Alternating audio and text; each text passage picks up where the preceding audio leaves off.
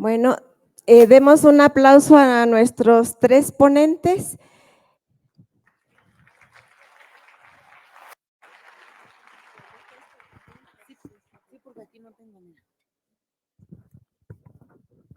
Bueno, pues buenos días a todas y todos. Es un honor para nosotros tener a tanta gente conectada también en las redes y aquí presentes.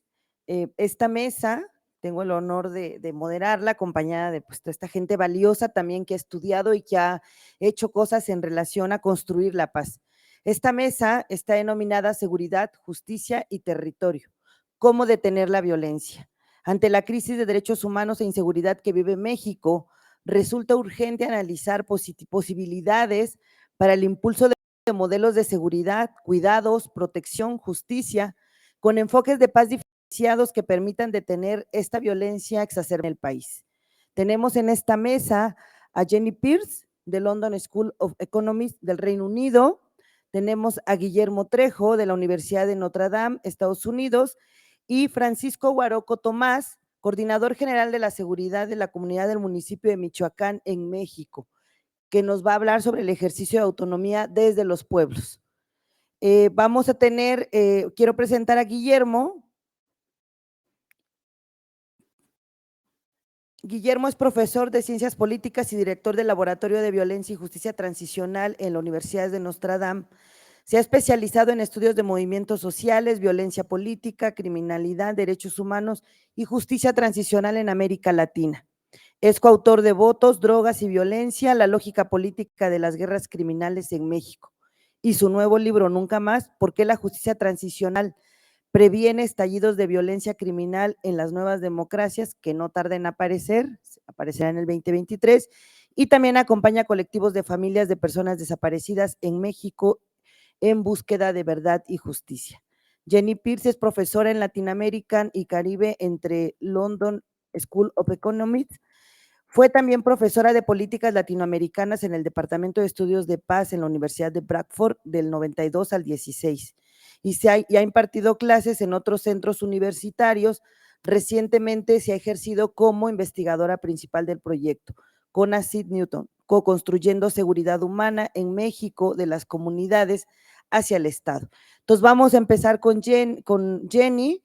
Vamos a tener 15 minutos para exponer y yo voy a ir mostrándoles aquí los papelitos. Muchas gracias. Muy bien. Se va a poner el PowerPoint. Así nomás.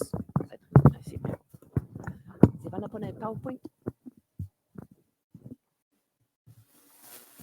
Así, perfecto. Bueno, un gran gusto estar aquí con ustedes y agradezco mucho la invitación. Estuve aquí en Chiapas en los 90 y en los 2000, pero no he regresado por un rato, entonces ha sido muy importante para mí conocer lo que está pasando aquí. Yo decidí, por razones de tiempo, enfocarme en un tema, ¿no?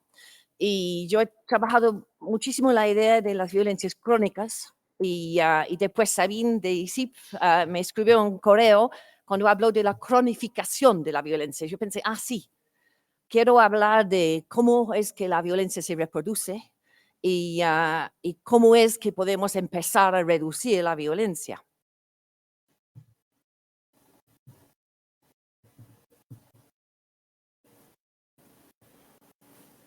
Ya, estoy esperando que ponen el diapositivo. Ya, perfecto. Entonces, ¿qué quiero decir? En resumen, no hay tiempo para mucha cosa. La paz. A veces me parece que es un significado vacío porque todos lo gustamos la paz, pero todos tenemos ideas muy diferentes de lo que es la paz. Entonces, pero no podemos perder el concepto de la paz. Es muy importante que lo preservamos y lo llenamos con más contenido. Para mí, la paz es lo opuesto a la violencia. No a la guerra, que es violencia organizada, ni al conflicto, porque yo nunca puedo imaginar una sociedad, una realidad sin conflicto, o cuando todos estamos de acuerdo. Pero por supuesto, hay que manejar el conflicto para que no se convierta en violencia. Entonces, sí, yo estoy planteando la importancia de entender de la paz y la violencia. Yo creo que hay que entender la violencia mejor, ¿no? Y hay que entender también sus múltiples expresiones. Y es muy difícil, porque no queremos enfrentar la violencia. Yo me imagino que hay gente acá que han sufrido la violencia, yo he sufrido la violencia, entonces enfrentar lo que es, creo que es muy difícil para el ser humano. Pero yo creo que tenemos que ponerlo en el centro de nuestras preocupaciones y reimaginar cómo entendemos el Estado y la violencia, un tema que surgió ahora en el otro panel, ¿no? Y hay implicaciones muy prácticas cuando empezamos a reimaginar y repensar lo que es la violencia, porque ahí tenemos que reimaginar lo que es la seguridad y la justicia, para que no reproducen violencias y no construyen lo que yo llamo la ciudadanía autoritaria. Porque si uno ve a América Latina en este momento, ¿no? Es claro que la violencia es muy rentable para el sistema político y para los políticos, ¿no? Mano dura es algo que llega a la gente. Bukele en El Salvador, un país que yo quiero muchísimo, estuve ahí mucho. Ahí Bukele es muy popular y está usando las maras, el enemigo interno, lo que dijo Luis Jorge, ¿no? De llamar a la población y construir apoyo.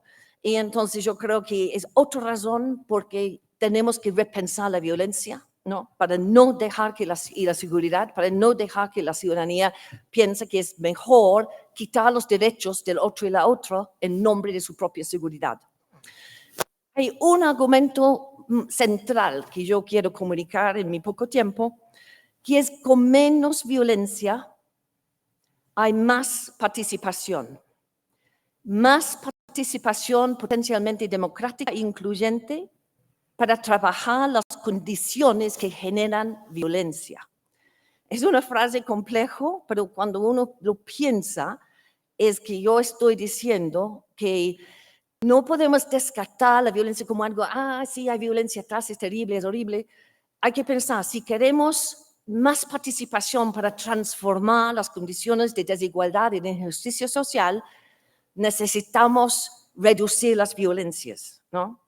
Y entonces yo veo que la violencia es tan importante que el tema de la economía rentista, que también mencionó Luis Jorge, la desigualdad y el cambio climático. Además, estoy con mucha preocupación que quien sobrevive el cambio climático se va a decidir por quién tiene acceso a la violencia. Y ese va a ser las élites del mundo, ¿no? No solamente de América Latina.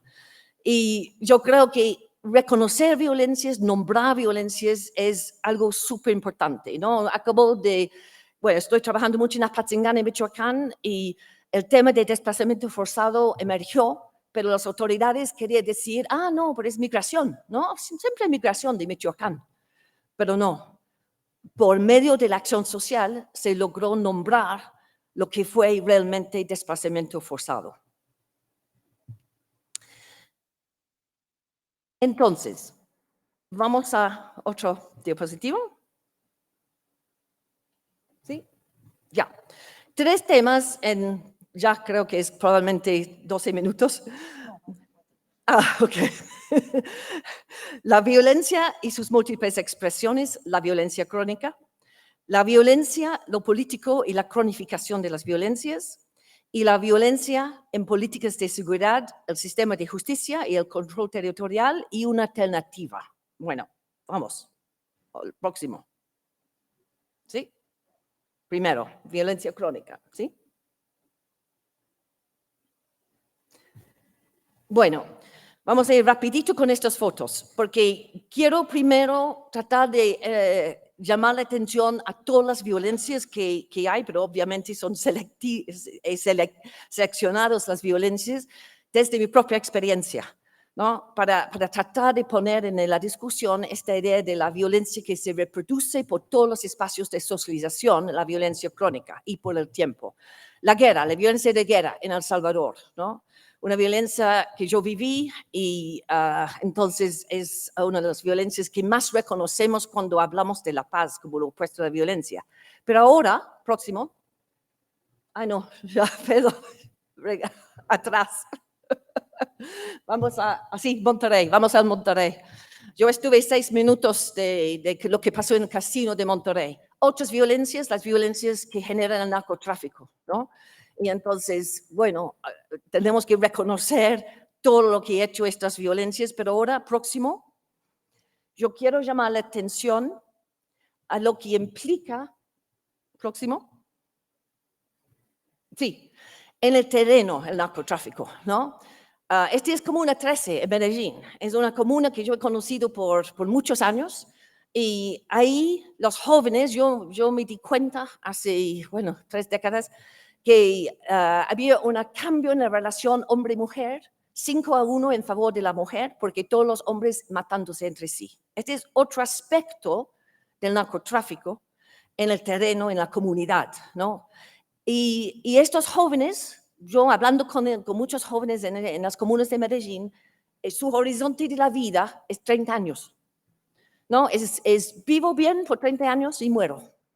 Dejo unos niños en el planeta y hay una estadística en América Latina ahora que dice que hay un chance 1 en 50 de morir antes de llegar a 31 siendo un hombre joven pobre en América Latina. Esto es una estadística impresionante y terrible. Yo tengo un hijo próximo. Pero otras violencias.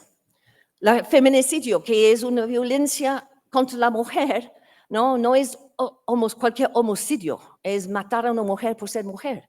Esto es algo que yo empecé a escuchar en Guatemala y después en México. Se han reconocido, nombrado una violencia, otra violencia, próximo. Violencias que están experimentando los migrantes en este momento, ¿no? Algo terrible. Otro. Y esto es una violencia que me explicaron aquí en Chiapas. Una mujer indígena cerca de Palenque me explicó cuando una mujer indígena está embarazada, tiene que ir al médico, pero tiene que caminar, bajando para llegar al hospital. Cuando llega al hospital, les hacen esperar por ser indígena, por no tener valor, ¿no? Porque algunos cuerpos tienen más valor que otros. Y que me explicó que hay bebés que han muerto justamente porque les han hecho esperar, ¿no? Otra violencia. Pero, para darnos esperanza, en mi vida, a pesar de todas esas violencias que vivimos, también he visto mucha acción social para nombrar violencias y decir que no son aceptables. Esta imagen es de otra imagen de guerra. La guerra, se trata de soldados. No, cuando pasó lo que pasó en Bosnia, ¿no? Una violación masiva de mujeres en esta guerra de los 90, se empezó a entender que la violación es parte de la guerra también.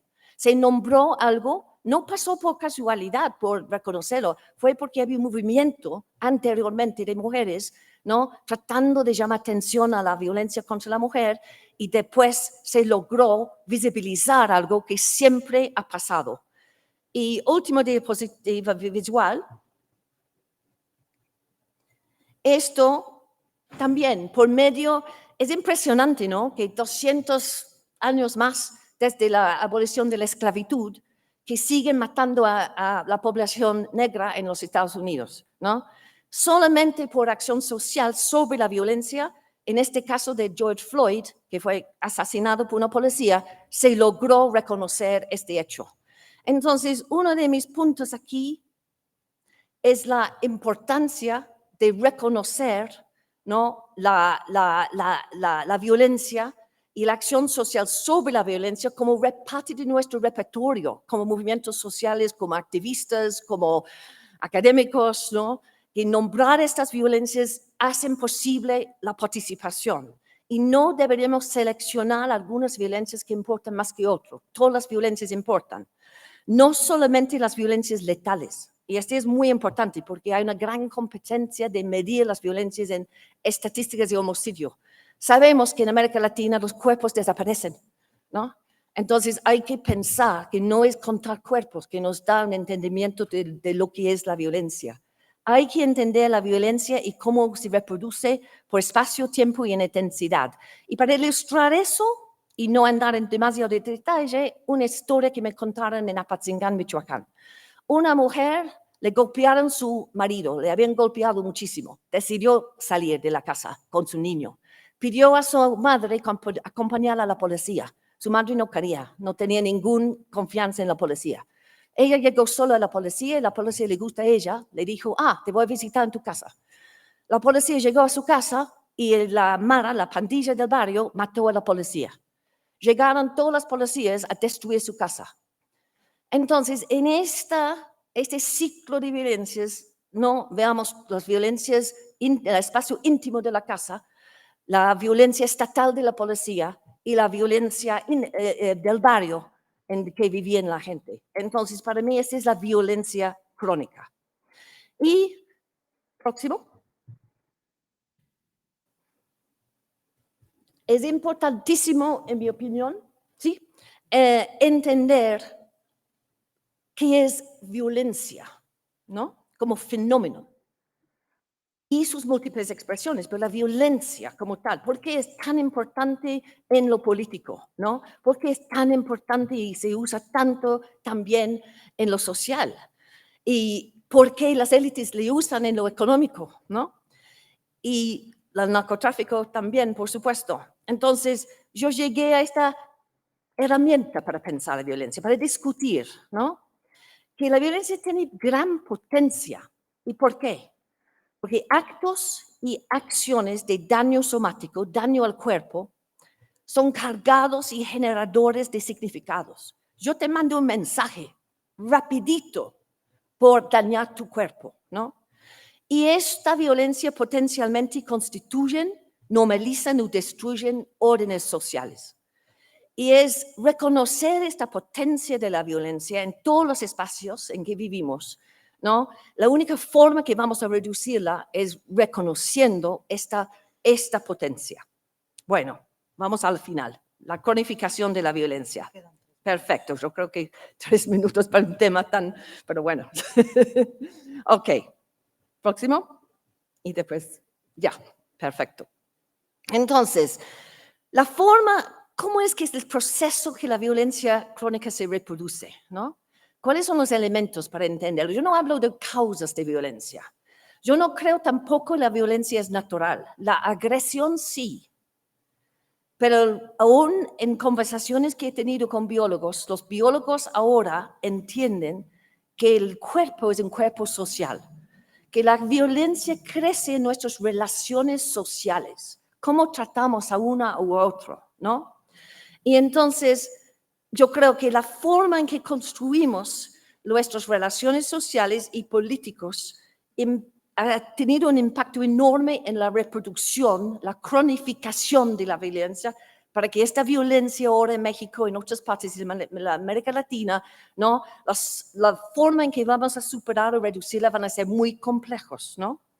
Y la forma en que lo político se relaciona a la violencia diferente en México y Colombia. Y bueno, Guillermo ha trabajado el tema mucho, no voy a entrar en detalle, pero es un tema que es muy importante porque estoy preguntando, ¿es posible tener una política sin violencia? ¿No? Que es una política que Adolfo Pérez Esquivel habló de la democracia participativa. ¿Cómo es que podemos tener este tipo de democracia, ¿no? Una política que realmente no reproduce violencia, ¿no? Y al corazón de este punto es reimaginar el Estado, porque seguimos con una definición del Estado que viene de Europa, que viene de un Max Weber, que es que el Estado es el monopolio de la violencia legítima en un territorio basado en reglas legales. Pero el monopolio de la violencia del Estado sigue siendo violencia. El Estado tiene derecho, implica la definición de usar la violencia, ¿no? Y nosotros sabemos en América Latina y en México lo que implica eso, cuando sabemos el papel del ejército, la policía, además se están dando más poder al ejército en este punto. Y entonces, en muchas partes, en vez de monopolizar la violencia, el Estado reproduce la violencia. Hay difusión de la violencia. Marta habló de la paramilitarización en Colombia, ¿no? Fue conexiones, alianzas entre élites y grupos privados de violencia y el Estado, actores estatales. Entonces, es una difusión de la violencia. Y en América Latina, las élites no han tenido interés en las reglas, un Estado de Derecho. Ellos compran su propia seguridad privada. Hay más seguridad privada en América Latina que seguridad pública, ¿no? Y no les interesa el Estado de Derecho porque tienen reglas para hacer la economía, la acumulación económica que quieren. Entonces, tenemos un gran problema en imaginar el Estado usando esta definición weberiana. Y yo creo que hay que reimaginar lo que es el Estado para nosotros. Último, ¿qué hacer? Bueno, esto es lo más importante y tengo 2 minutos. Por supuesto, tengo la solución en 2 minutos, no hay problema, ¿no? Entonces, mi primer punto es, hay que empezar con este punto de qué es la violencia como fenómeno, y lo que yo llamo una ilustración emocional, porque en Europa había una ilustración racional en el siglo XVIII. Esta ilustración racional puso, bueno, la racionalidad es lo más importante, ¿no? Hay que ser tener eso y dominar el planeta por nuestra razón, ¿no? ¿Qué ha pasado con la dominación del planeta por la razón, ¿no? Estamos destruyendo el planeta. Entonces, yo no rechazo la razón, es muy importante. Pero lo que yo quiero reivindicar es la emoción, que es muy parte del ser humano. Entonces, necesitamos la razón para entender nuestra emoción. Y nuestra emoción para no dejar dominarnos un supuesto razón. Entonces, para mí, lo que es bueno del momento histórico es otra cosa optimista, es por lo menos ahora estamos hablando de salud mental, estamos hablando del trauma, estamos hablando de la importancia, acaban de hablar de la importancia de la memoria, ¿no? Entonces, esta es parte de esta ilustración emocional que creo es un gran avance. No hemos llegado al punto, pero yo creo que fue Marta Ruiz que habló de que el perpetrador es en las comunidades. ¿Cómo es que distinguimos crimen organizado de los jóvenes que se reclutan, que tienen este horizonte de 30 años y morir, ¿no? Hay que entender la masculinidad, hay que tener cómo es un joven, se siente poca vida, ¿no? Después, repensar la seguridad. Acabamos de construir con comunidades en Tijuana, Nueva Almaguer, en Guadalupe, Nuevo León y en Apatzingán, Michoacán, agendas de seguridad humana. La idea fue que la gente que vive en las violencias más difíciles no solamente quieren quejarse, tienen propuestas. Co-construimos estas agendas de seguridad humana incluyendo todas las inseguridades que viven. Allá en Apatzingán no les permiten a los jóvenes trabajar más horas en la cosecha de limón porque el narcotráfico quiere mantener alto el precio del limón, entonces reducen las horas laborales. Entonces los jóvenes llegan a la casa, ¿no? A mediodía o un poquito más tarde sin nada que hacer, ¿no? Entonces es una inseguridad total, ellos se meten en las cosas del narcotráfico. Entonces, estas propuestas, ¿no? Vienen de la comunidad de repensar lo que es la seguridad y humanizar la seguridad implica reconocer lo que es ser policía en frente de todo eso. Sabemos que hay muchos policías corruptos, pero yo también en Medellín justamente hicimos un intercambio entre la policía de Inglaterra y la policía de Medellín. Y estaban tratando de construir otro tipo de policía, una policía comunitaria que proteja a la población, proteja. Y en esta policía reclutaron policías que no habían torturado en la época de Pablo Escobar. Y yo me encontré con policías poetas, una policía que estaba escribiendo una novela, ¿no? Entonces, humanizamos la seguridad reconociendo y estando aquí en México con la policía de Nesa, en el Estado de México, se están repensando la policía. 15 años en Nesa se han hecho repensar lo que debería ser la policía, ¿no? Yo he estado con ellos mirando cómo se conecta con la población para que realmente haya un sentido de confianza, de protección, trabajan la masculinidad de la policía. Entonces hay cosas que podemos hacer. Justicia. Si pensamos la justicia en términos de la reproducción de la violencia, podemos repensar la justicia como justicia restaurativa. Muy importante el proceso en Colombia del JEP, de la Comisión Especial por la Paz, porque ahí están justamente repensando, ¿no? Castigo no es el punto, es que no hay repetición. ¿Cómo lo hacemos? ¿No? Y en Morelia yo estuve con la idea de la justicia cívica, donde tienen cortes, ¿no? Para superar esta impunidad de lo que hemos hablado, de hacer algo frente a los crímenes que no son crímenes de lo más atroces, pero que son crímenes que realmente impactan, pero procesar estos crímenes rapiditos y cuidar. Yo me recuerdo entrando en este lugar de justicia cívica, donde cuando una mujer llega para denunciar los golpes que le habían dado su marido, se cuiden a sus hijos en medida que ella denuncia. Entonces, este es humanizar también la justicia. Entonces, y por último, repensar territorio y tierra.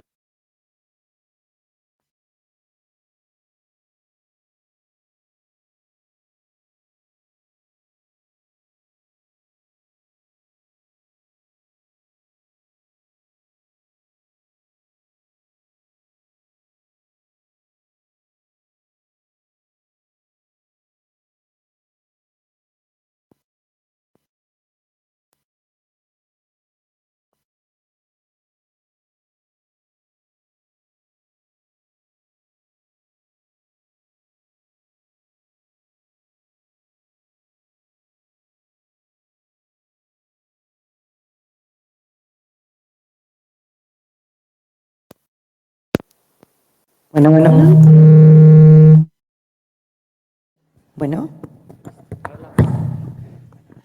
Bueno, fue la última frase que me cortaron, no sé, bueno, creo que fue el CIA, ¿no?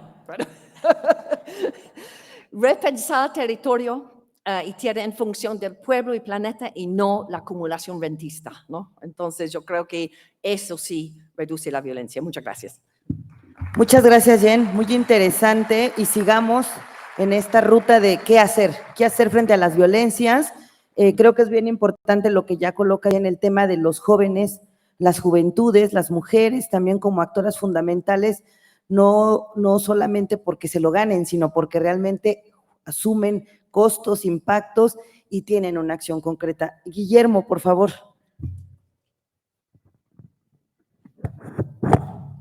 Igual y me voy a poner de pie para poder referirme a la presentación. No sé si esté ahí. Sí, claro, gracias.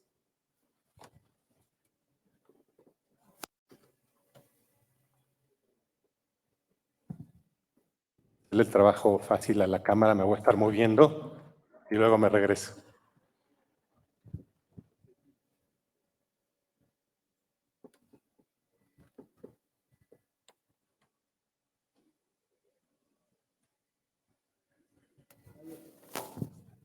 Bueno, muchas gracias. Un placer, un gusto estar aquí. La presentación se llama ¿Cómo construir paz en la zona gris de la criminalidad? Se basa en investigaciones que estoy haciendo con colegas alumnos en la Universidad de Notre Dame. Siguiente, por favor. Uno de los principales problemas, no sé si pudiéramos enfocarla un poquito porque está cortada.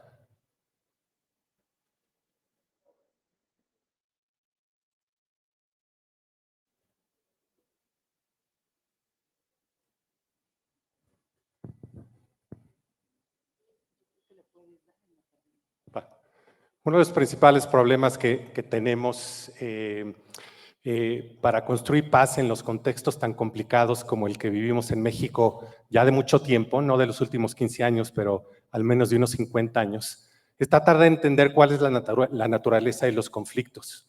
Algunos hablamos de guerras, de conflictos bélicos como tales, otros y otras hablan de violencias criminales, violencias estatales, pero el hecho es que somos presa de una cacofonía de nombres y de conceptos y es muy difícil construir paz cuando no podemos ni siquiera nombrar los conflictos a los cuales nos estamos enfrentando. Asimismo, es vital nombrar, entender los procesos, los actores y las lógicas de la producción de la violencia. Hay quien está persuadido en este país que fue el Estado y hay quien está persuadido en este país que fue el narco. Y no nos movemos de estas concepciones binarias de blanco o negro, de que fue uno o el otro, cuando creo que las realidades son mucho más complejas que eso. Finalmente, lo que palpamos, vivimos, experimentamos, todos los días, es un proceso muy profundo de victimización, de graves violaciones de derechos humanos y de crímenes de lesa humanidad. Y tenemos violencias selectivas y violencias masivas. 250,000 de gente, si no está hablando de los 350,000 homicidios que típicamente hablamos, podemos identificar al menos 1/4 de personas que han muerto en los últimos, del 2006 a la época, en distintos tipos de conflicto. Más de 100,000 personas desaparecidas, etcétera. Yo lo que les voy a proponer en los siguientes 10 minutos va a ser una propuesta de cómo empezar a repensar muchos de estos términos. Entonces, siguiente. Y tenemos que partir desde lo básico. Y esto es un resumen un poco de lo que decía Jenny hace rato. Hemos por 2 siglos pensado que la esfera del crimen y la esfera del Estado son 2 esferas separadas. Y eso tiene implicaciones enormes. Por 2 siglos lo hemos pensado así. Hemos pensado que entre más grande es la esfera del Estado, más chiquita es la esfera del crimen. Lo que les propongo a partir de ahorita y en la exposición siguiente, por favor, es no pensarlo como 2 esferas separadas, sino como 2 esferas que se yuxtaponen y donde crece una zona gris de la criminalidad. Uno lo ve como esa yuxtaposición y esa zona gris, esa intersección, y los invito a pensar qué significa cuando en ese diagrama de Venn identificamos al crimen organizado como esa zona gris. ¿Qué quiere decir? Un poco en los términos también de Jenny. Lo que estamos diciendo es que hay fuerzas estatales que están corrompidas y otras que no. Hay quienes están en la zona gris y hay otras que están afuera. Estamos pensando en la heterogeneidad del Estado. Y lo mismo del lado del crimen. Lo que está afuera de la intersección es el crimen del orden común, pero lo que está en la zona gris es el crimen organizado. Ahora, los invito a repensar crimen organizado no como una empresa privada bien chida que se organiza, sino más bien la clave para entender el crimen organizado es que está estructurado y organizado íntimamente junto con el Estado. Siguiente, por favor. Pero no son los secretarios de Educación o los ministros de Salud o los de Vivienda. Lo que están viendo en esa gráfica que se está volviendo un poquito compleja es que en esa zona gris, quienes realmente de parte del Estado juegan un papel fundamental son los aparatos de seguridad, Fuerzas Armadas, el Ejército, las policías y los servicios de inteligencia. Si ustedes ven en cada una de esas esferitas, hay partes del Ejército que están en la zona gris y hay otras que no. Hay partes de la policía que están en la zona gris y hay otras que no. Y hay partes de los servicios de inteligencia que están dentro de la zona gris y otros que no. Las flechas lo que dicen es que cuando hay colusión de algunos de estos actores con organizaciones criminales, eso es lo que constituye el crimen organizado. Entonces, los invito a pensar eso y pensar en el tiempo. ¿Quién constituyó esa zona gris en México? Se constituyó en buena medida en los años 70 y en los años 80 en el contexto de la Guerra Sucia.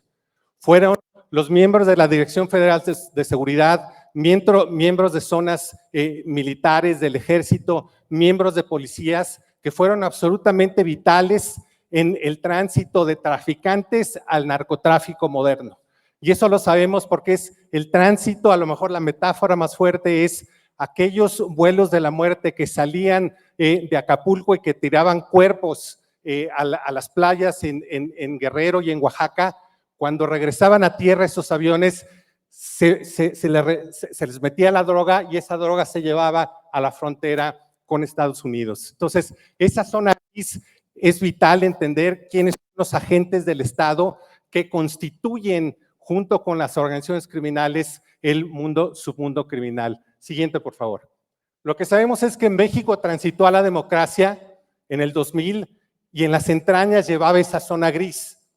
No se hizo nada, no hubo justicia transicional, no hubo reforma del Ejército, de las policías, ni de las procuradurías, de absolutamente nada. Transitamos de un sistema unipartidista a uno multipartidista y lo único que hubo fue competencia electoral, pero no hubo ningún cambio profundo en las instituciones democráticas del país. En el 2006, ustedes saben, y esas son las flechas que salen del Ejército, Felipe Calderón le declara la guerra al narcotráfico y aquí sí yo no voy a decir la así llamada o la mal llamada, fue una guerra.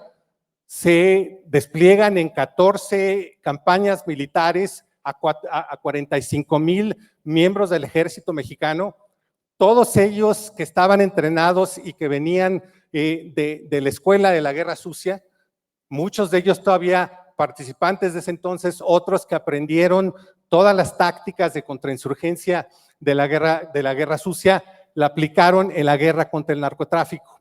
En los siguientes minutos voy a tratar de caminar con ustedes y ver por qué una forma de entender la guerra en contra del narcotráfico es la guerra sucia, pero en esteroides. Y ahorita lo vamos a ver con datos. Lo que sabemos es que de parte de los grupos criminales hubo una respuesta, y esta respuesta en buena medida se da porque los cárteles ya venían desde los años 90 creando sus propios ejércitos privados. La Línea, los Arellano Félix, los Beltrán Leiva, etcétera, etcétera, eran ejércitos privados, milicias privadas, que muchas de ellas estaban conformadas por exmiembros de las policías. Quizás el caso más dramático es el caso de los Zetas, que fueron fuerzas de élite del ejército mexicano. Siguiente, por favor. Lo que muestro en esta gráfica es simplemente un dibujo de cómo se veían los cárteles de la droga en los 90s y en el 2000. Lo que tienen hasta arriba es el capo, y pensemos en cualquiera de los capos, el Chapo, cualquiera de los nombres que uno escucha todo el tiempo. Pero muchos de estos cárteles lo que constituyeron fueron sus ejércitos privados, y esto es absolutamente vital para entender cómo construir paz. Si ustedes se bajan al siguiente nivel, el capo creó sus ejércitos privados, o los cárteles crearon sus ejércitos privados, otra vez tienen nombres específicos creados en los 90s, y surgieron ahí los jefes de las milicias o de los ejércitos privados.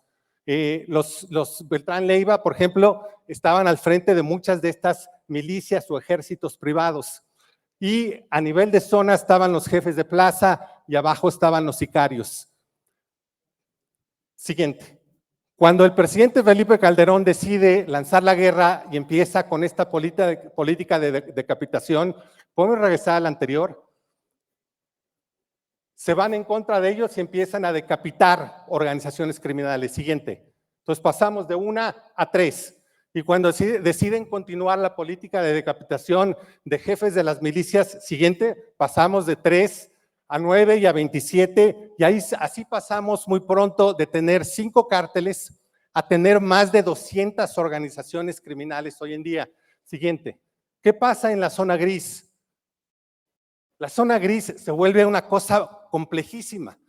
Lo que ven en esa zona gris es que se ensanchó porque se multiplicaron, pasamos de 5 o 6 organizaciones a más de 200 organizaciones. Ojo, muchas de ellas todavía siguen vigentes, son los grandes cárteles transnacionales, pero otros son los grupos armados, los múltiples, los jefes de las milicias o los jefes de plaza. Todos estos son especialistas en violencia, actores armados, grupos armados que se empoderaron y que empezaron a pulular, y lo que termina pasando en México entre el año 2006 y el año 2018 es prácticamente una interpretación de lo que es el estado en la naturaleza de Hobbes, que es una guerra de todos contra todos. Efectivamente no es todos contra todos, porque el ejército mexicano protegía a algunos, iba en contra de otros, pero lo que se ve en la gráfica, esas flechas contrapuestas, es que todos estos grupos pequeñitos que se fueron fragmentando empezaron con conflictos muy profundos. Siguiente. ¿Cuáles son estos conflictos? Bueno, hubieron muchas mutaciones en esta zona gris de 2006 a 2018. Una proliferación enorme de conflictos bélicos, Estado en contra de organizaciones criminales y cárteles, y conflictos territoriales muy profundos entre cárteles y organizaciones criminales. Hubo una proliferación tremenda de economías ilícitas, en particular de extracción de riqueza humana. Esto es terrible, pero es todo lo que es extorsión en sus múltiples dimensiones de extorsión, que es extracción de riqueza humana, trata, todo lo que tenga que ver con economías ilícitas de extracción de riqueza humana, y también extracción de riqueza natural, aguas, bosques, cultivos, todo, ¿no?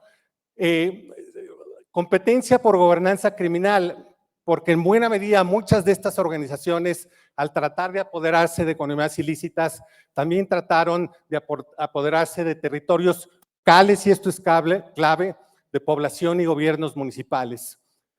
Último punto de esta gráfica, en pos del control social, esta zona gris de la que hablamos se convirtió trágicamente en un hoyo negro de muerte y desaparición, y hubo mucha violencia selectiva y masiva. Voy a mostrar información siguiente. Este es el caso de ataques letales, simplemente ilustraciones, la gráfica de todos los ataques letales que ha habido del 95 al 2018 en contra de autoridades y candidatos en México. ¿A qué me refiero con violencia selectiva? Entre el 80 y el 90% de toda la información que van a ver a continuación va en contra de actores locales. No son los gobernantes a nivel federal ni los gobernantes estatales, sino es a nivel municipal.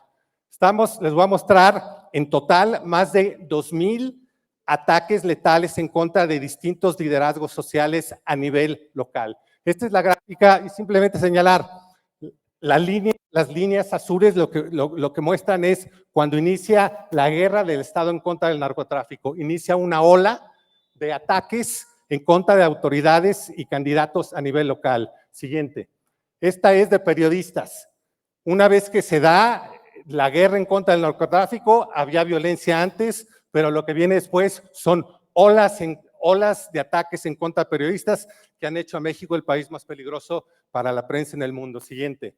Esta gráfica es de ataques letales en contra de defensores y defensoras de derechos humanos de 2002 a 2018. Igual, se despliega el ejército y vienen olas tremendas de ataques en contra de defensores y defensoras a nivel país. Siguiente. Lo mismo pasa con sacerdotes, trágicamente también. La línea, después del estallido de la guerra en contra de los cárteles, se dan estas olas que han hecho de México el país más peligroso para el sacerdocio católico en el hemisferio occidental. Siguiente. Empresarios, no tenemos la serie entera, pero es lo que estamos viendo, ataques en contra de empresarios, y otra vez, no son los multinacionales o los nacionales, son el dueño de la panadería y la tortillería. No es el obispo, el arzobispo, es el cura de la parroquia. No es el periodista nacional, internacional, sino el periodista que está en su localidad. Este es el conflicto del que estamos hablando de control social a nivel local. Siguiente. Van los mapas, y me voy bien rápido. Aquí estamos viendo que esto se identifica, esto es autoridades y candidatos. Van a ver una y otra vez Guerrero, Michoacán, Sinaloa, Chihuahua, sur de Coahuila, Tamaulipas y partes de Veracruz. Esto es de autoridades y candidatos. Siguiente. Esto es periodistas, zonas muy parecidas, ¿no?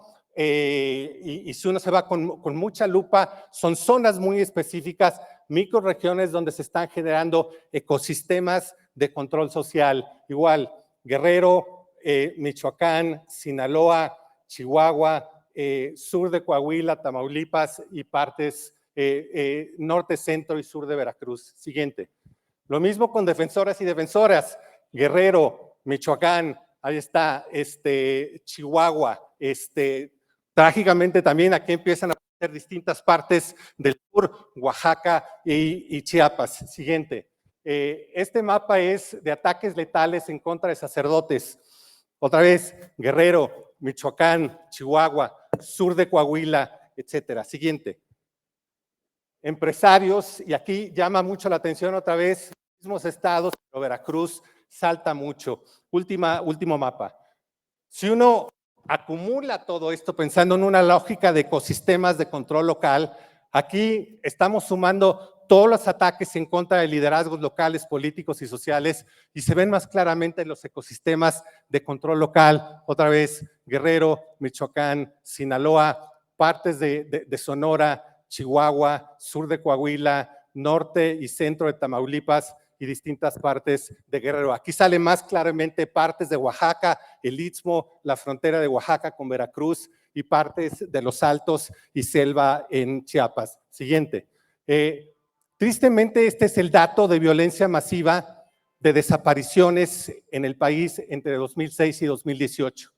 No es extraño, te voy a repetir, los puntos focales en Guerrero, Michoacán, Sinaloa, partes toda esta parte de Baja California, Sonora, Chihuahua, sur de Coahuila, Tamaulipas y Veracruz. Siguiente.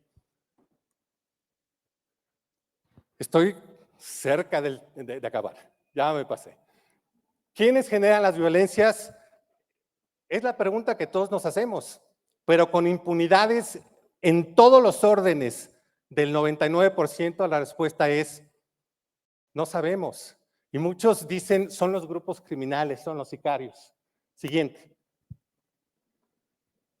Haciendo investigación muy micro y hablando con muchos de los actores de violencia selectiva y masiva, nos está quedando cada vez más claro que no son actores aislados, sino que son estructuras criminales. Yo en mi investigación ya no hablo de organizaciones criminales, cada vez es de estructuras criminales. ¿Y quiénes son parte de estas estructuras criminales? Muchas veces son presidentes municipales o policías municipales, agentes del Ministerio Público, empresarios de distintos tipos, policías ministeriales, generales de zonas militares. Esto cambia de una región a otra.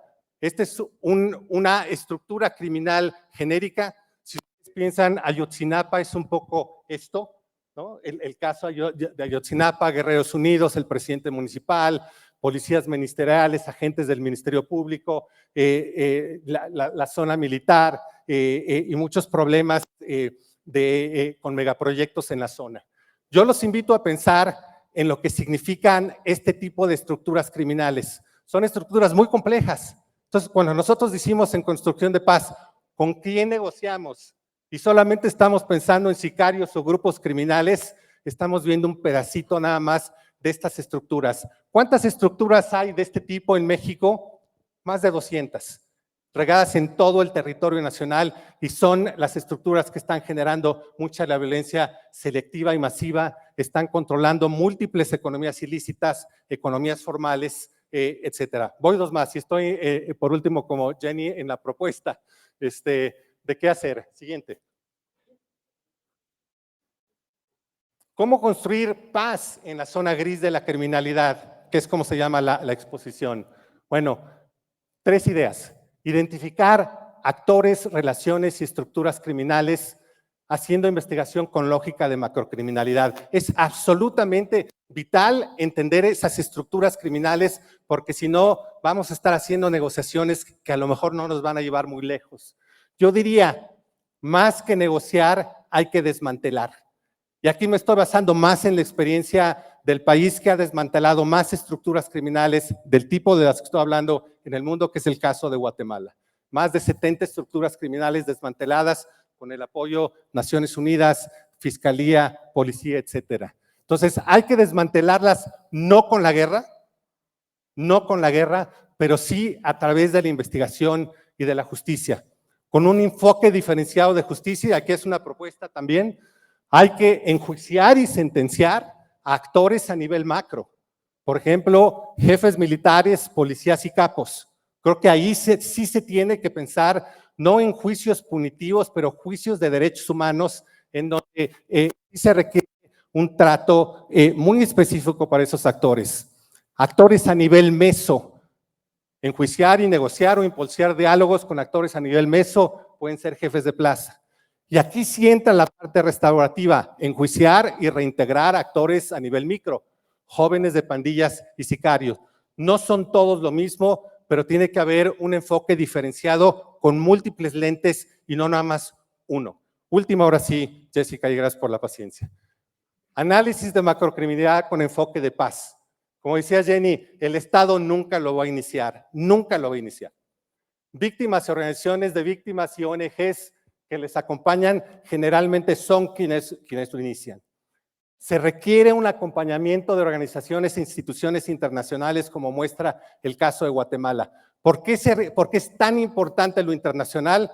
Porque no se puede confiar nada más en el agente del Ministerio Público de las regiones, porque varios de ellos están coludidos, otros no. Unos son partes de las estructuras criminales y otros no. Se requiere cambiar el balance de poder, apoyos, protección, y mucho de eso viene de parte de sociedad civil y de la comunidad internacional. Por último, hay que obligar al Estado, eso sí, a impulsar mecanismos extraordinarios de justicia transicional en el marco de un acuerdo de paz. Yo imagino que una comisión de la verdad que siga el actual mecanismo de esclarecimiento histórico tendrá que concentrarse en hacer toda esa investigación de esas estructuras criminales mediante mecanismos extraordinarios. Sí, pero decía una compañera hace rato, preguntaba, ¿solo lo extraordinario? No, se requiere lo ordinario, se requiere reformas de las instituciones nacionales para la verdad, la justicia y la paz. Me encantó lo que decían las y los compañeros de Colombia, necesitamos crear institucionalidad para la paz.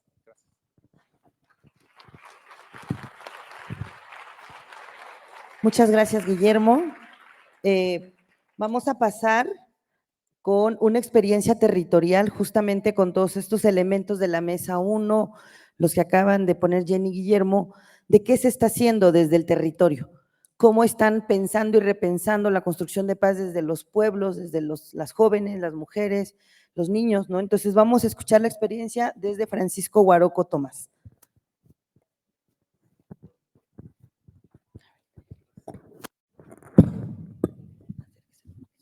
Bueno, buenas tardes.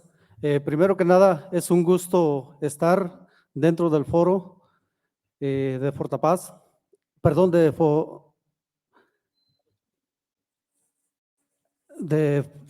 por la paz. Esta parte, el hablar de seguridad, es fácil. Lo difícil es estar dentro de ella. Lo difícil es estar dentro. La parte de seguridad lo divido o lo tengo en 3 etapas.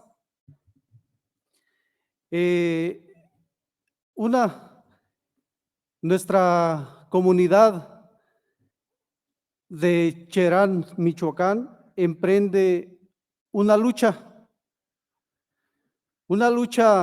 por un grupo valiente de mujeres. Nuestra comunidad venía pasando por un saqueo y despojo territorial. El 15 de abril del 2011, nuestra comunidad dice: ya basta de este tipo de humillaciones, de este tipo de saqueos. Dentro de estos saqueos encontrábamos secuestros, extorsiones y lo más doloroso que era para nosotros el cambio de uso de suelo, algo que era totalmente un despojo hacia nuestro territorio. Esa lucha emprendida por un grupo de valientes mujeres, y no solo es por el grupo de personas, sino por toda la comunidad, por nuestra dignidad. Fue la comunidad que decide expulsar a los partidos políticos, y claramente lo dice la palabra partidos. Éramos una comunidad que estaba dividida. Cada quien apreciaba o apoyaba al color que mejor le gustaba. Y de esta forma ingresan las organizaciones delictivas, dividiendo a una comunidad, mirando que esta comunidad estaba quebrantada, y era cuando comenzaron a hacer el saqueo de nuestros recursos naturales. Esta parte nos ha costado tanto que la parte o el emprendimiento de ese 15 de abril se toma como parte de una lucha. Dentro de esa lucha nos ha costado bastante el poder mantener esa tranquilidad dentro de nuestra comunidad.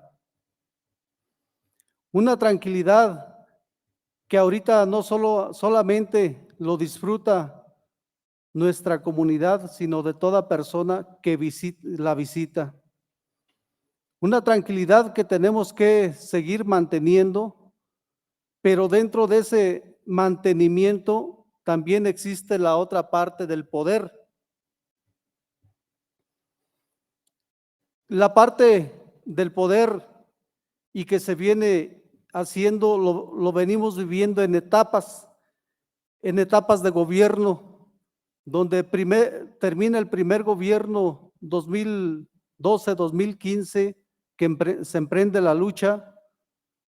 Luego viene otra etapa, la del poder, 2015-2018, donde nuevamente los grupos delictivos, nuevamente los partidos políticos deciden nuevamente regresar, hacerse escuchar, pero para eso nuestra comunidad ya lleva un gran avance mirando la parte de la autonomía y el autogobierno dentro de nuestra comunidad. Esta parte del autogobierno dentro de nuestra comunidad no solamente le dolió a un estado, le dolió al país. Esta parte, lo único que nosotros mirábamos y queríamos era defender los derechos de nuestros ancianos, de nuestros hijos. De alguna forma decíamos, nuestros padres, nuestros abuelos nos dejaron el territorio en buen estado. ¿Quién se encargó de llevar esta parte hacia la desintegración de nuestra comunidad? Fuimos nosotros. Y nosotros mismos teníamos que emprender esta lucha para podérsela dejar a nuestros hijos, a nuestros nietos. Hasta ahorita hemos logrado y comienza esa lucha del 15 de abril de la comunidad y se le brinda la confianza a un grupo, al grupo de seguridad en la actualidad nombrado como Ronda Comunitaria. Este grupo de personas que nuestra comunidad le brindó esa confianza, y de esa parte se retoma un modelo de seguridad que nuestros antepasados la venían portando y que en realidad les funcionaba. Esa parte, la que nuestros antepasados la tenían, era una ronda tradicional. El 2011, el 15 de abril del 2011, la confianza que le da la comunidad a la ronda comunitaria es de resguardar la comunidad y el territorio. Esa confianza que realmente no solamente nos las teníamos que ganar ante la comunidad, sino también ante un Estado. Un Estado que a la misma vez teníamos como seguridad una represión, una de la sociedad que no estaba de acuerdo, que nos rigiéramos bajo un sistema de usos y costumbres. Teníamos una represión ante un Estado que no creía que un grupo de comuneros le pudiera brindar una mejor seguridad que un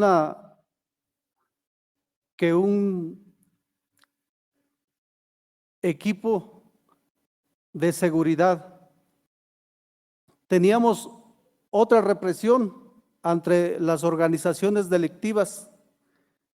Éramos totalmente una seguridad que era reprimida, pero con un objetivo de poder llevar a nuestra comunidad hacia el frente. En esta parte del 2015 emprendemos una parte de la represión que veníamos viviendo. Llevamos la parte de la prevención, una parte de una prevención de que empezaban las organizaciones delictivas, narcomenudeo. Es algo que quisimos combatir. Se combatió esta parte con la parte de la prevención, pero también teníamos que ver qué teníamos que ofrecerle a la comunidad. No solamente era de decir, voy a combatir, pero qué tenemos que ofrecerle. Teníamos que ofrecerle, a lo mejor fuimos o somos una seguridad joven que aún no podíamos aún todavía ver las cosas hacia adelante, cuál sería la magnitud de los problemas que estaríamos llevando. Enfrentar a organizaciones delictivas no es fácil, es difícil, pero al final de cuentas se ha logrado con esta estabilidad, poniéndole también un alto al poder de todas aquellas personas que nuevamente querían seguir gobernando nuestra comunidad. Al implementar esta parte de la prevención, empezamos con la parte educativa, empezar a trabajar con las escuelas, acercamientos con las escuelas. Éramos un grupo de comuneros que a lo mejor no teníamos un objetivo que las mismas instituciones educativas nos decían, esperemos que no solamente sea como una llamarada de petate, que solamente encendiera y en poco tiempo se apagara. Esta parte del poder se ha llevado a una parte de nosotros tenerlo como parte de una resistencia. Nosotros como comunidad, como seguridad, tenemos que estar dentro de esta resistencia, lo que a lo mejor el Estado te diga, lo que a lo mejor la misma comunidad o la política siga implementando. Esa resistencia la hemos vivido por parte de un Estado que en el cual a nosotros como parte de seguridad, el no aceptar el que nosotros nos brindáramos la seguridad, decía, se tienen que someter a los exámenes de control y confianza, que para nosotros no era algo imposible que no pudiéramos hacer. Nosotros no nos mirábamos dentro de algún delito o que por esta parte nos estuvieran recriminando. Aceptamos someternos a esta parte. Al Estado se le demostró que no éramos las personas o un grupo armado que posteriormente pudiera hacerle daño a la ciudadanía. Nosotros lo único que nos encargamos fue de brindarle la protección y brindarnos la autoprotección dentro de nuestra comunidad. Lo más valioso ya lo teníamos, la confianza de nuestra comunidad, que era lo más importante para nosotros. Trabajar dentro de la misma comunidad no es fácil, como a veces lo hacen las otras corporaciones. Sabemos que las corporaciones trabajan, no que puedan estar totalmente todas coluidas. Existe gente también que de alguna forma trabaja y quiere hacer las cosas de la mejor forma. Fuimos a lo mejor en ese momento comparados con organizaciones o con seguridades o policías comunitarias de los alrededores de nuestro municipio. En la parte de Tierra Caliente, con las policías comunitarias, nosotros seguimos y seremos siendo una ronda comunitaria. No somos seguridad ni policías o seguridades blancas que podamos brindarles seguridad a pequeñas empresas o empresarios. Nosotros solamente estamos al servicio de nuestra comunidad. Y el motivo del servicio de nuestra comunidad es por no seguir permitiendo el despojo, el cambio de uso de suelo, de que terminaran con nuestros recursos naturales. El cambio de uso de suelo era el terminar con nuestros árboles y plantar aguacates, el oro verde. En esta parte, la organización o las organizaciones delictivas que querían hacer la parte del despojo de nuestras tierras era obligar a los poseedores de tumbar los árboles y plantar aguacates, y posteriormente, como no tendrían los recursos para sostener las huertas, tendrían que comprarlas, y a los poseedores o a los dueños de los terrenos tenerlos como trabajadores. Esta es la parte en la cual nosotros, como seguridad, y hasta ahora lo seguimos mirando como parte de una resistencia sobre nuestros recursos naturales.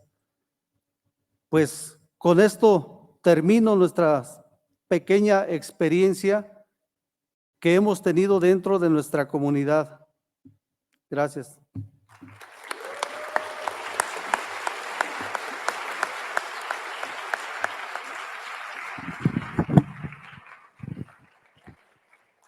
Pues muchísimas gracias. Muy importante también escuchar estas experiencias desde el territorio, desde las comunidades.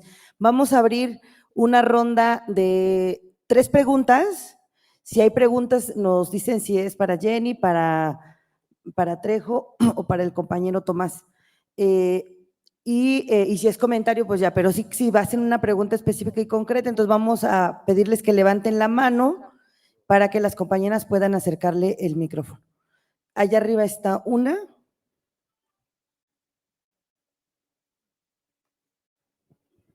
Hasta allá. Aquí está otra.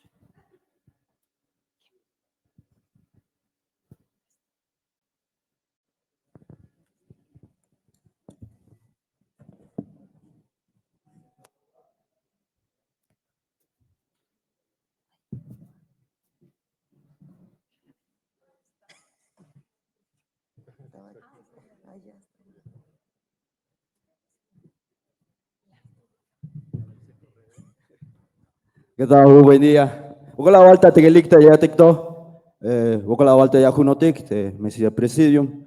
Te Becan Hack, as 21 te pueblo de Cherán.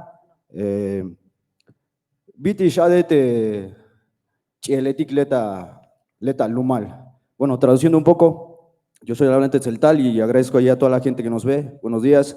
Ahí dirigido a nuestro compañero de Cherán, de cómo es la vida de los jóvenes, cómo es que ellos están impactando, cómo es que ellos están promoviendo pues este mecanismo de paz, ¿no? En el pueblo. Según tengo entendido, hay un eje de trabajo allá donde los jóvenes se están involucrando, cómo ha sido su proceso y qué tanto impacto ha tenido ante la comunidad y cómo es que han creado estas redes con otros espacios, porque pues sé que hay mucho más organizaciones que han llegado y han intervenido y han intercambiado conocimiento y saberes, ¿no? Es como algo breve referente a la juventud de Cherán. ¿Alguien más? Por aquí creo que levantaron la mano en este lado.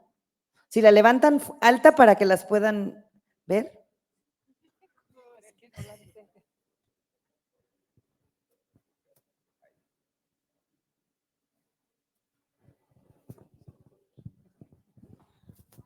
Gracias.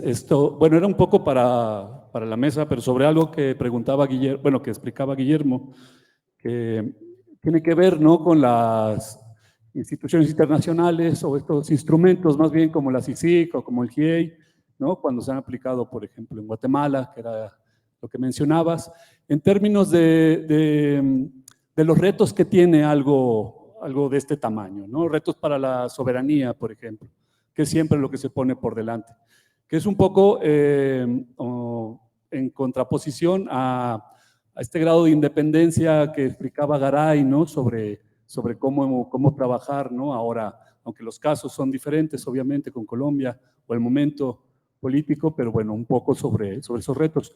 Y otra cosa que podía hacer también Guillermo, Jenny, en torno también a estos actores que están entre zonas oscuras, zonas grises y zonas no tanto, ¿no?, que me imagino que no todos son Cienfuegos ni García Luna.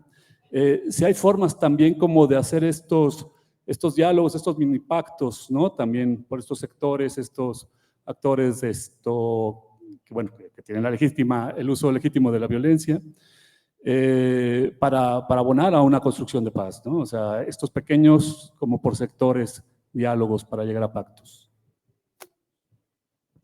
¿Alguna persona más? Acá adelante.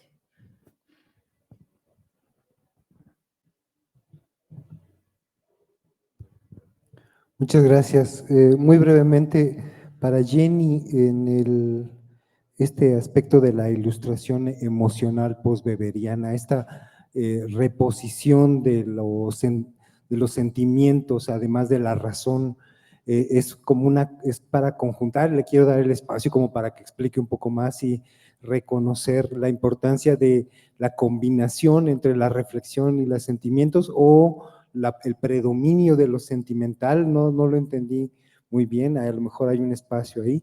Y en el caso de Guillermo, si estos elementos sufren o tienen un proceso evolutivo, en donde en algunas regiones esta estructura se encuentra más desarrollada y en otras se encuentra pues una forma más primaria, y si esto es tan homogéneo en todo el país, o hay una cierta diversidad de estructuras, de formas dinámicas sociales con las cuales se van estructurando. Gracias. Una más ahí y pasamos las respuestas. Gracias. Un pequeño comentario a Guillermo. Estoy de acuerdo en las investigaciones que hemos hecho en México y Colombia, de que hay estructuras descentralizadas, pero hay que tener mucho cuidado, porque muchas de esas están ligadas a unas redes más grandes, más amplias. Pero la ventaja de lo que habla Guillermo es lo siguiente, es realzar la necesidad de los diálogos regionales locales, que no solo se puede hablar con las grandes cúpulas de las redes, porque abajo hay unas estructuras que llama Guillermo, nosotros llamamos subredes, dentro de la macrocriminalidad, que tienen grados de independencia y autonomía relativa, pero cuya razón de ser es estar vinculados a una red más grande, ¿correcto? Entonces, aquí la negociación es mucho más compleja. Es clave a nivel local con estas estructuras, sí, solo sí, se develan las relaciones con las redes macrocriminales más amplias. Pero ese aporte de Guillermo es muy importante a tener en cuenta.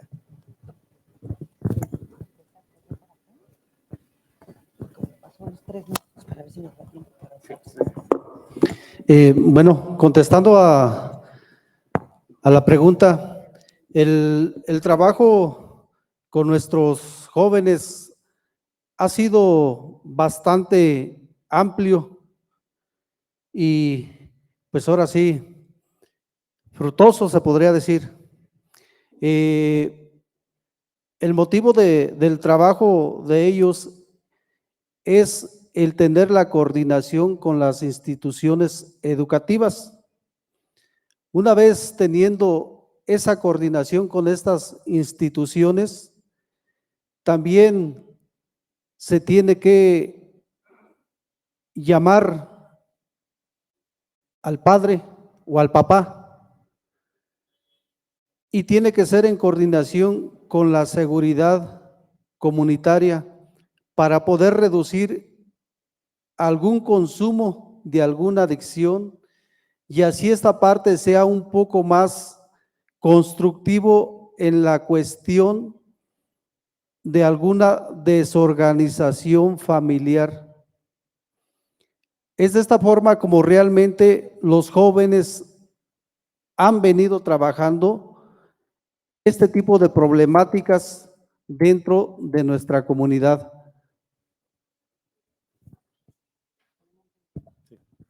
Son 3 preguntas, muy rápidamente. Arturo, lo que decías de la CICIG, yo creo que, y del GIEI, aquí lo que es clave en el caso de la CICIG, a diferencia del GIEI,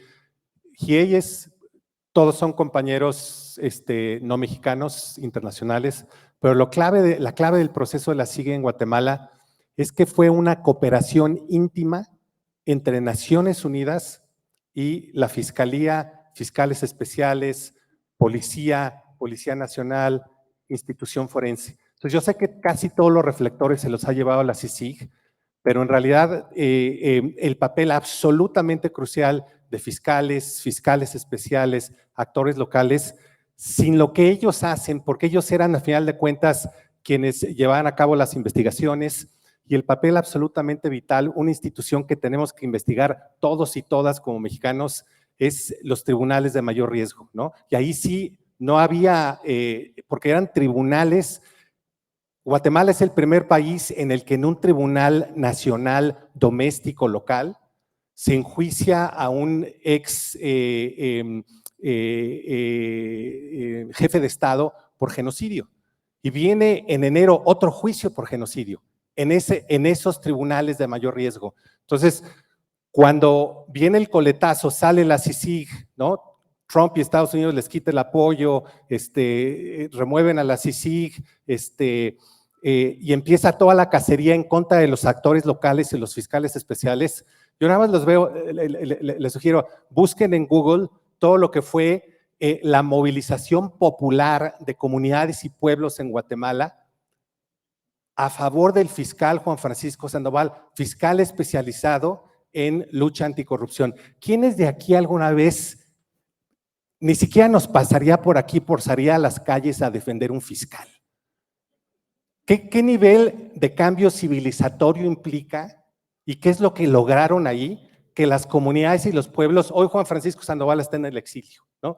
Pero el actor local es absolutamente vital. Entonces no es que se ceda soberanía, es que se fortalece, cambia el balance de poder con la presencia, el apoyo, el acompañamiento de organizaciones internacionales. A México, salvo quienes están aquí de instancias internacionales, el país en general, el PRI fue tan, pero tan vital, tan estratégico, que muchos compas del Frente Sandinista, de los del FMLN, la izquierda latinoamericana decía, hijo, es que yo no puedo criticar al PRI, pues porque ahí nos dieron cabida, ¿no?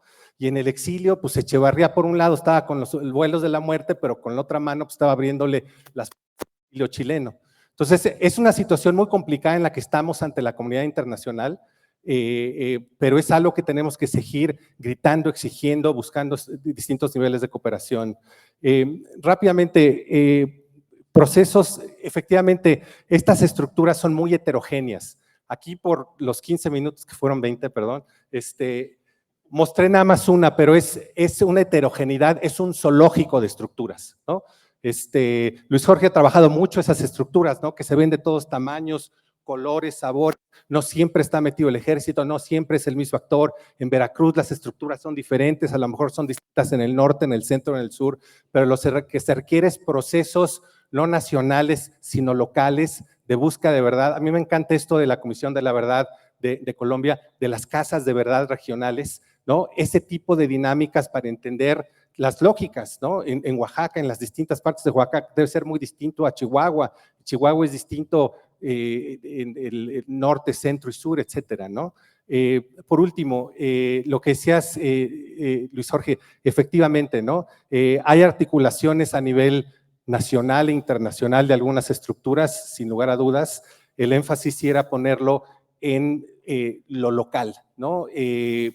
Otra vez, Cártel Jalisco Nueva Generación o Cártel de Sinaloa son empresas efectivamente transnacionales, pero la gran mayoría de las organizaciones que son parte de estructuras son estructuras locales, pero no son nada más de mi colonia o mi comunidad o mi barrio, tienen alcances a veces municipales, varios municipios regionales. Entonces, siempre hay que caer en la cuenta en esto de la heterogeneidad de los distintos actores.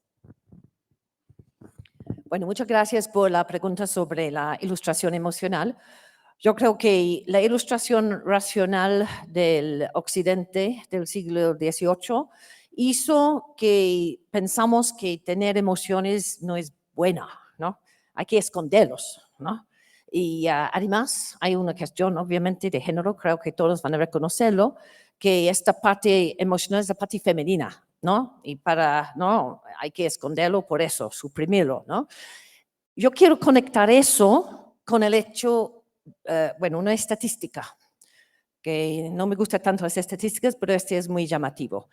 90% de todos los homicidios en el mundo, es una estadística recién, del año pasado, están cometidos por hombres jóvenes sobre hombres jóvenes. 80% de las víctimas son hombres jóvenes, ¿no? Por supuesto, sabemos que hay mucha violencia contra la mujer, pero ¿cómo es que entendemos lo que está pasando con el hombre? ¿No? Porque no es una estadística que nos hace actuar. Hay mucho en términos de qué hacer cuando reconocemos, ¿no? Esta estadística y lo que implica.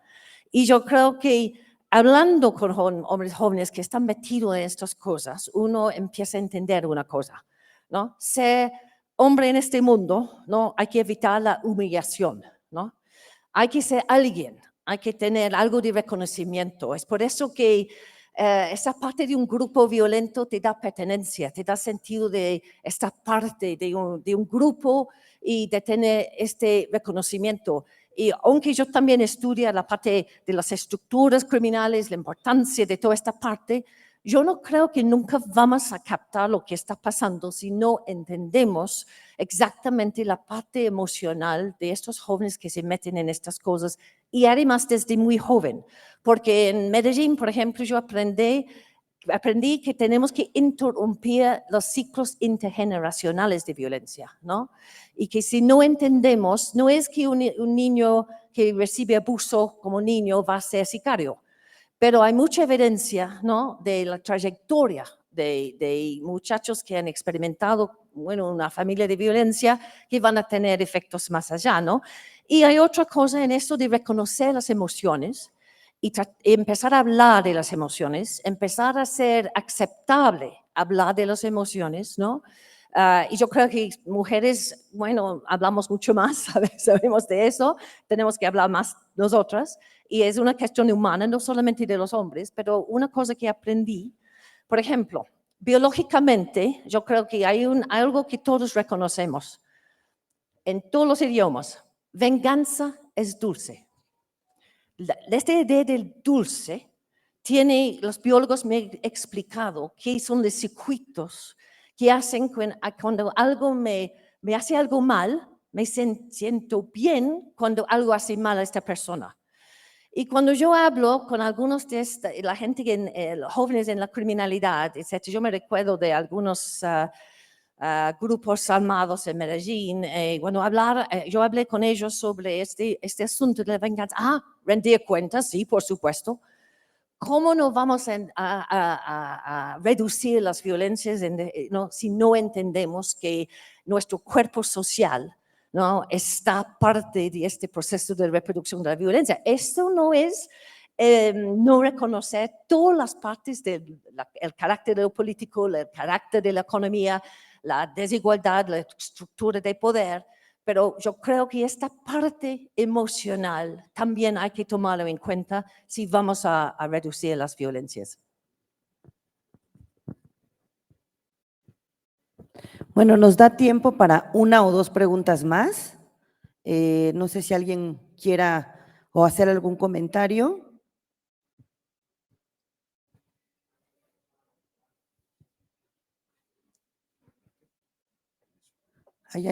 Laura.